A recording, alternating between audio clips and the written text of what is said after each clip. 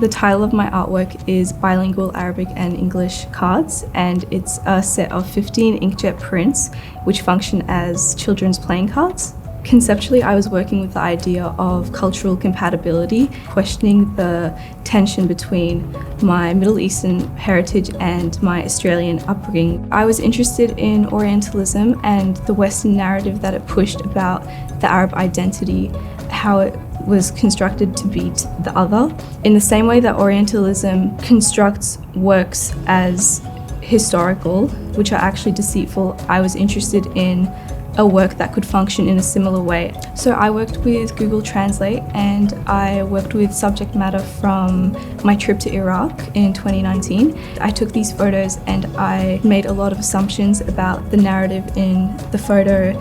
A lot of this was influenced by the fact that I couldn't remember a lot, so there were often missing pieces in my memory, which is similar to the way that Oriental artists assumed and misconstrued images about a country they'd never visited. So ultimately, all the words in the artwork are false.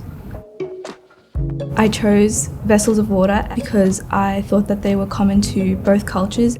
Since I was looking at Orientalism, I looked at Edward Said's text called Orientalism, and I also referred to Jack Shaheen's Real Bad Arabs, which looks at the way that Arabs are portrayed in a contemporary setting in Hollywood. I was also inspired by Hua K's work as an artist practicing in Berlin with Kurdish heritage. He works with deconstructing the art institute through performance. That was really important for me because my artwork also has a performative element. They're kind of performative in the way that you have to pronounce the words. People are intrigued to try and figure out how to pronounce the words.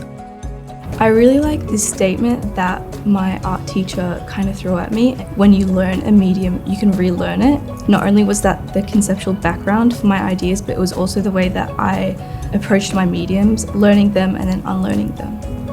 One of my starting points was actually looking at this animation that my mum used to watch as a child, and it was called Sandy Bell. When I watched it for the first time, I just started crying because I felt this insane sense of nostalgia for something that I'd never experienced. It was Japanese, but it was depicting a blonde European girl, and then it was dubbed in Arabic.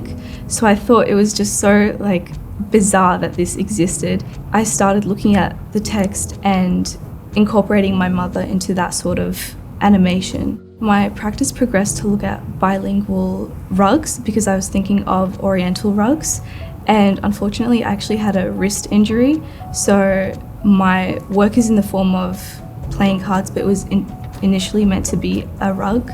When I presented my work to other people, it was a bit surprising because I had people tell me that the work was racist or that I wouldn't get into top arts because it was just too confrontational. I never actually had an intention for how it would be received, but I was really pleased with that sort of range.